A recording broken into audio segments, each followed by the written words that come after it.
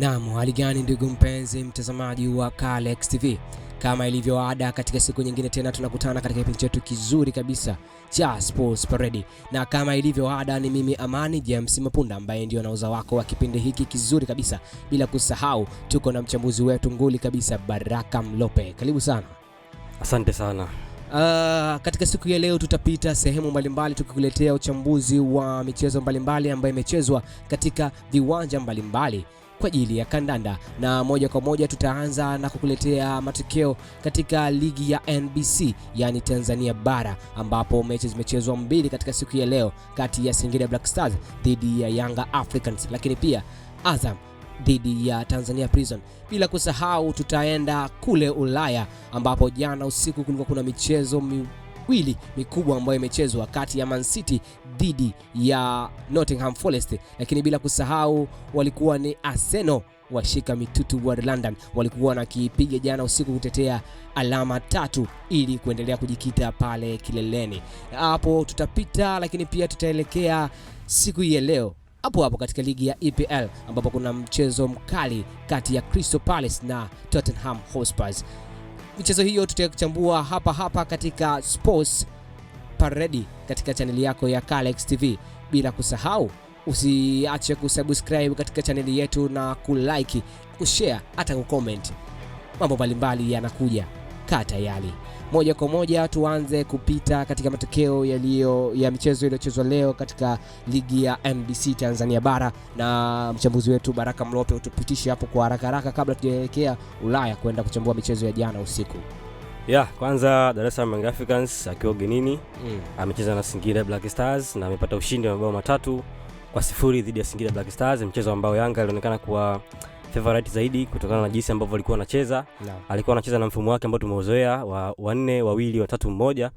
Na katika mchezo bana, mabao hayo 3 yameweza kufungwa na Prince Dube, lakini goli la pili limefungwa na Mudathir Yahya. Goli la pili lilikuwa la penalty, ilifungwa na Alan Okello, pamoja na goli la mwisho ambalo lilifungwa na Mudathir Yahya. Goli hilo limetokana na rebound ambayo alipiga Prince Dube na goalkeeper aliweza kutema na Mudathir akaweza kumalizia. Kwenye ule mchezo nimeona vitu vingi sana ambavyo Yanga amedevelop kutoka kwenye mchezo ambao umepita, mechi dhidi ya Simba Sports Club. Maybe labda kutokana na aina ya mechi ambazo Yanga amekutana nazo. Kwenye mechi dhidi ya Simba, Yanga walionekana wanapata shida sana ama wana struggle sana kutoka kwenye mstari wao nyuma kuelekea mbele kwenye safu yao ya ushambuliaji.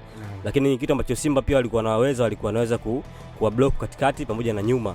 Lakini kwenye mchezo wa leo nimeona kitu cha tofauti. Nimeona Yanga wamedevelop kidogo kwenye namna ambavyo wanatengeneza mashambulizi, lakini namna pia ambavyo wanazuia imekuwa imetoa faida. Na kwa Singida walikosa namna ambavyo utulivu kwenye eneo la mwisho kwenye umaliziaji. Na ile pia imekuwa ni shida kwa Singida sana kwenye huu msimu, tangu mwanzo wa msimu mpaka sasa. Singida imekosa mshambuliaji ambaye anawapa uhakika wa bao kwenye kila mechi. Tumeona msimu uliopita Jonathan Soa alikuwa ana hicho kitu. Kwenye kila mechi alikuwa anaweza kudeliver bao, lakini kwenye mechi hii ya leo ama kwenye mechi za msimu huu hicho kitu kimekosekana, na Singida wana struggle sana kupata matokeo. Angalia aina ya mastreka ambao Singida wako nao. Mwangalie mtu kama Joseph Gwede, lakini mwangalie huyo Mkenya.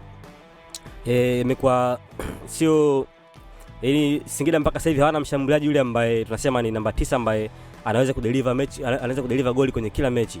Kwa hiyo hicho ndio kitu ambacho kinafanya struggle, lakini pia safu yao ya viungo pia imekuwa na makosa mengi sana. Kina Maruf Shakei wamekuwa na nazungumzia Morris Chuku, wamekuwa na makosa mengi, lakini pia namzungumzia kiungo wao, namzungumzia Kayeke, na pia amekuwa na performance nzuri, lakini kuna namna ambavyo wanakosa utulivu kuelekea mbele, hivi imekuwa inaletea shida. Lakini pia namzungumzia Lamine Jaju, na pia amekuwa na kiwango kizuri sana pale katikati.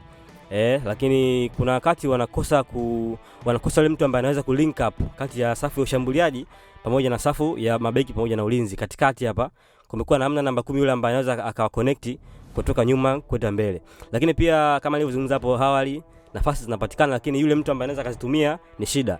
Angalia kwenye mechi hii ya leo, Singida wamepata on target 3. Lakini katika hizo hakuna hata moja ambayo imekonvertiwa kuwa goli. Ina maana kwamba conversion rate yao bado ni ndogo. Na maanisha conversion rate ni ile, tunasema ni ile hali ya ubadilishaji wa nafasi kuwa goli, imekuwa ni ndogo kwa upande wao. Kwa hiyo kwa ufupi hicho ndio ambacho nimekiona kwenye mechi ya leo ya Singida dhidi ya Young Africans. Pia unaweza kutuelezea mchezo ambao umechezwa kati ya Azam na Tanzania Prison, Azam wakiwa ugenini. Katuelezea matokeo kwa ufupi, lakini pia nini ambacho kimetokea katika mchezo huo. Kwanza kabisa kabla tujaingia kwenye kiundani kabisa, swala pekee ambalo naona Azam linawasumbua na kocha wa Azam linamsumbua ni swala la viwanja hivi vya ugenini. Swala la viwanja kwenye nchi yetu vimekuwa ni shida sana. Sasa hivi viwanja vya mikoani, hizi timu kubwa zimekuwa zikipata sana shida kwenye kupata matokeo kwenye timu za ugenini. Tunaona mechi iliyopita pia kocha wa Azam alizungumzia shida ambayo wanaipata kwenye viwanja vya ugenini, imekuwa ni tatizo. Kwa hiyo kupata matokeo kuna nyakati inakuwa ni ngumu. Angalia kwenye mechi hii ya leo. Azam alikuwa bora kwenye kila eneo, lakini kuna namna unaona uwanja bado hausupport mpira kutembea na vitu kama hivyo, lakini pia ukizingatia hata hali ya hewa ambayo ipo inakuwa ni shida. Lakini kiufundi zaidi naona Azam leo alikuwa bora zaidi kuliko Tanzania Prisons. Tunaona mpaka mpira unaisha Tanzania Prisons hamna hata on target hata moja ambayo amepiga. Kwa hiyo inakuonyesha ni jinsi gani ambavyo Azam alikuwa bora, lakini Azam kwenye kutumia nafasi bado leo pia amestruggle. Lakini pia nafikiri ni kumkosa mshambuliaji wao ama kiungo wao mshambuliaji Faisal Salum pia imeweza kuwa cost. Unajua Faisal ni moja kati ya viungo ambao wana uwezo mkubwa sana wa kutengeneza nafasi lakini pia kuzitumia. Tunaona yeye pia ameshaikuwa top scorer msimu juzi, top scorer namba 2 nyuma Stefan Aziziki. Kwa hiyo tunaona ana uwezo mkubwa sana wa kutengeneza nafasi lakini pia kuzishambulia hizo nafasi na kuzifanya kuwa mabao. Lakini kwenye mechi kubwa kama ya leo, mechi ambayo ni ngumu ya ugenini na pia kwenye viwanja vya mikoani, unamkosa mtu kama huyu ambaye anaweza kucreate chance pamoja na kuzitumia. Kwa hiyo inakuwa ni ngumu sana kupata matokeo hapo. Lakini pia kwa watu wengine ambao wapo kwenye kikosi, akina Edinado, akina Sopu, wamekuwa na uwezo mzuri sana wa kucreate chances, lakini kwenye kutumia bado upati kile kitu ambacho kocha anakitaka. Mshambuliaji wao pia amejaribu kufanya kitu, lakini bado namzungumzia Jeff Kitambala bora. Amekuwa na nyakati nzuri, lakini ni mshambuliaji ambaye anahitaji huduma. Sio mshambuliaji yule ambaye anahitajika kwenda kushoto, kulia, kuja kurudi chini ku link up na wenzie. Maybe timu ikiwa inashambuliwa, labda atarudi nyuma ku link up na wenzake. Lakini timu inapokuwa na mpira, unaona ufanisi wake zaidi pale ambapo timu inakuwa ina mpira na anapewa huduma. Hapo kuna namna ambavyo anaweza akashambulia nafasi na akaconvert kwa goli. Lakini timu inapokuwa haina mpira na haimtengenezei nafasi za kutosha, basi hawezi kudeliver goli kwa namna yoyote ile. Asante sana.